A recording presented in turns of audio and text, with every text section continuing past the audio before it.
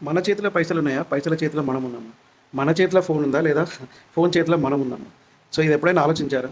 So, last రీల్‌లో రావి చెట్టు గురించి తెలుసుకున్నాం గదా! సో, మరి దాని నుంచి బయటపడడం ఎలా? అసలు ఈ లైఫ్‌లో అన్ని ప్రాబ్లమ్స్‌కి రీజన్ ఏంటిది?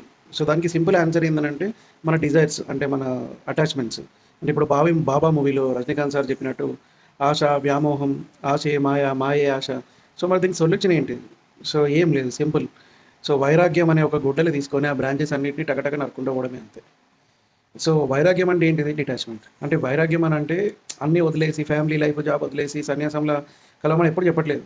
సో, దీన్ని కృష్ణుడు కూడా చెప్పాడు. కానీ వీటన్నిటిని ఎంజాయ్ చేస్తూ వీటిని బానిస కాకని చెప్తాడు. అంటే ఎగ్జాంపుల్ ఏందనంటే ఇప్పుడు ఫోన్ మనం ఏదో 10 నిమిషాలు ఎగ్జాంపుల్ ఏందనంటే ఇప్పుడు ఫోన్ మనం యూజ్ చేయాలా ఎప్పుడో అప్పుడు. కానీ ఫోన్ లేకుండా మనం 10 నిమిషాలు ఉండలేకపోతున్నామనంటే బేసికల్లీ అదే మనల్ని యూజ్ చేస్తదన్నట్టు. సేమ్ పైసల విషయం కూడా అంతే. సో, మనీ కోసం మనము అధర్మము, ఇష్టం వచ్చినట్టు ప్రవర్తించడము, వాడిని ఈడిని మోసం చేయడము అనంటే ఇక అది మనం మన చేతుల్లో ఉన్నట్టు.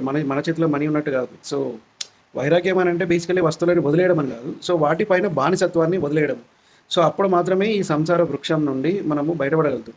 అంటే ప్రపంచాన్ని ఎప్పుడు వదిలేయాల్సిన అవసరం లేదు. పైసలు వదిలేయాల్సిన అవసరం లేదు. ఏం లేదు. బట్ చేసేది న్యాయంగా చేయాల. సో, ఇప్పుడు ఈ నెక్స్ట్ రీల్‌లో సరే ఇప్పుడు ఈ వైరాగ్యంతోని బయటపడతాం గదా! వైరాగ్యంతోని బయటపడడానికి ఏం చేయాలో నెక్స్ట్ రీల్‌లో చూద్దాం.